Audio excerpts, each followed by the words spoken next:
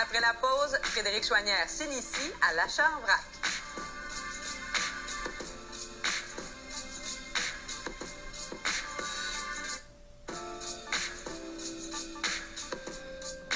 Saviez-vous que 70% du plastique qui se retrouve aux ordures provient de l'emballage alimentaire et que chaque Canadien génère plus de 180 kilos d'emballage chaque année? Vraiment des chiffres qui font réfléchir.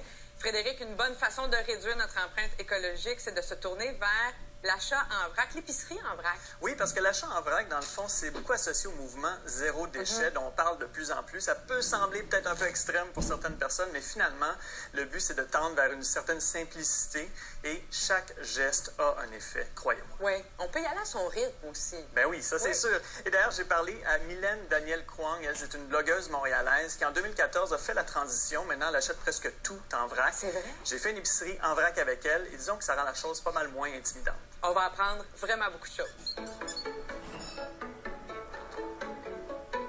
Mylène, pourquoi tu achètes en vrac? Bien, pour plusieurs raisons.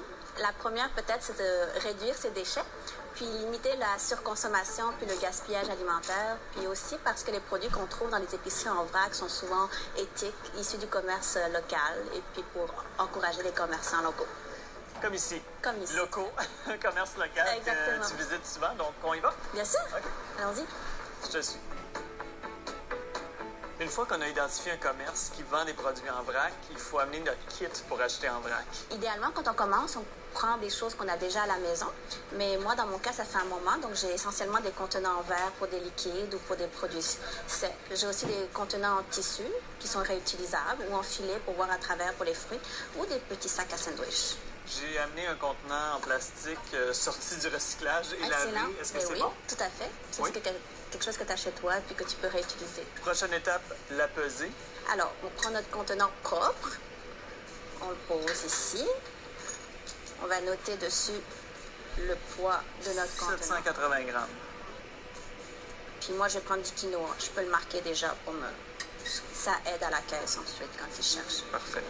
Pèse ton contenant avec le couvercle. Bon, on a tout? Oui, Oui. Prêt à magasiner? tout à fait. Allons-y. Code d'éthique ou un code d'hygiène de la part du consommateur en vrac? Bon, on est mieux de ne pas mettre les mains à l'intérieur puis de faire attention à ne pas faire de contamination croisée avec les différents aliments. C'est pour ça que chaque ingrédient a son propre petite tasse pour servir. OK, dédié. Oui. Donc ici, on va trouver des liquides, des huiles, des vinaigres, des collations. Donc là, comme tu peux voir, il y a des nettoyants pour la maison, mais aussi pour le corps. Comme tu vois, il y en a pour toute la famille, des savons pour les enfants, pour des shampoings. Il y a même du dentifrice.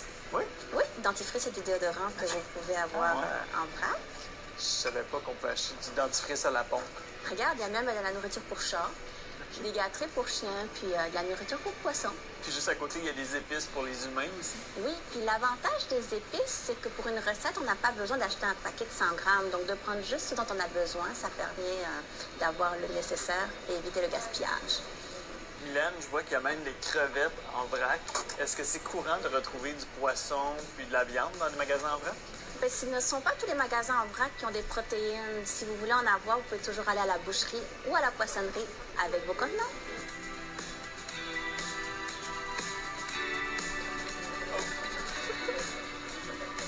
Ça, c'est la preuve que je suis un amateur de l'achat en vrac. Pendant que tu payes, là, la question qui tue, est-ce que c'est plus économique d'acheter en vrac, selon toi? Oui et non. Déjà, on va acheter dans des épiceries en vrac des produits qui sont biologiques, équitables, issus du commerce responsable. On va acheter à des petits producteurs qui ont des frais supplémentaires pour leur personnel.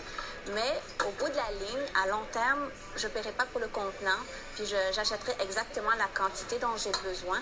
Puis surtout, je sais exactement ce que je vais acheter. Donc, à long terme, dans mon cas, c'est économique. Mais il ne faut pas s'attendre à avoir des grosses économies en démarrant. Donc, c'est pas ta raison numéro 1 pour acheter en vrac, finalement.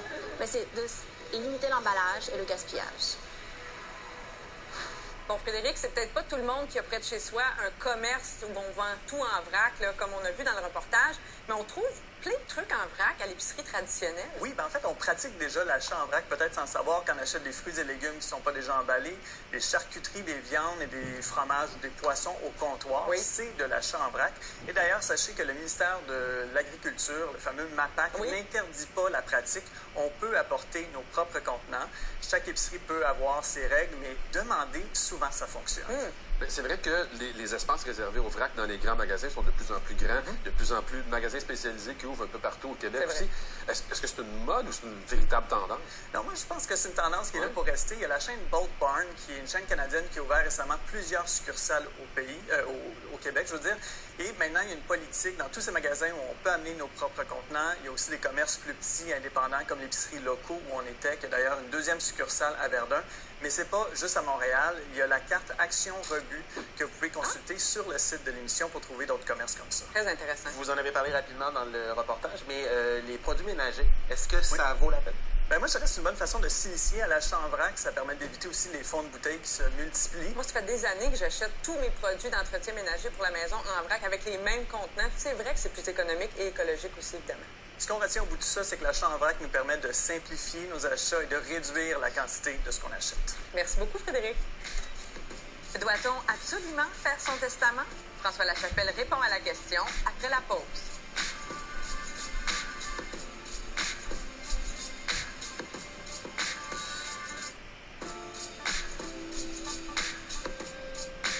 Vous pourriez économiser gros en changeant quelques habitudes à la maison.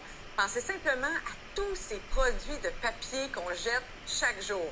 Barbara Judy-Caron nous présente quelques options durables. Miser sur le réutilisable plutôt que sur le jetable, est-ce que c'est une option économique? Au bout de 5 ans, est-ce que ça vaut la peine? Eh bien, Ça vaut le coup a fait le test avec des produits d'hygiène et de maison. Par exemple, grâce aux mouchoirs en tissu, vous réaliserez 35 $ d'économie. Oubliez la version jetable des filtres à café. À 55 $, mieux vaut se procurer leur version Amis de l'environnement à 15 $. 10 $, c'est le prix à payer pour des serviettes de table en tissu. En papier, c'est 55 $, un écart de 45 $. L'essuie-tout réutilisable coupera la facture de moitié par rapport à sa version papier. De 90 $, on passe là aussi à 45 $. Pas nécessairement pour tout le monde, le papier hygiénique réutilisable vous permettra d'épargner 136 $.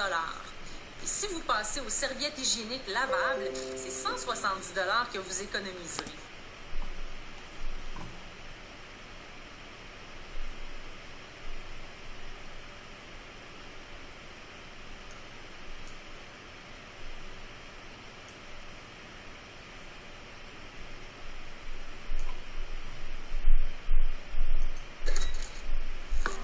Sur le réutilisable plutôt que sur le jetable, est-ce que c'est une option économique? Au bout de 5 ans, est-ce que ça vaut la peine? Eh bien, Ça vaut le coup a fait le test avec des produits d'hygiène et de maison. Par exemple, grâce aux mouchoirs en tissu, vous réaliserez 35 $ d'économie. Oubliez la version jetable des filtres à café.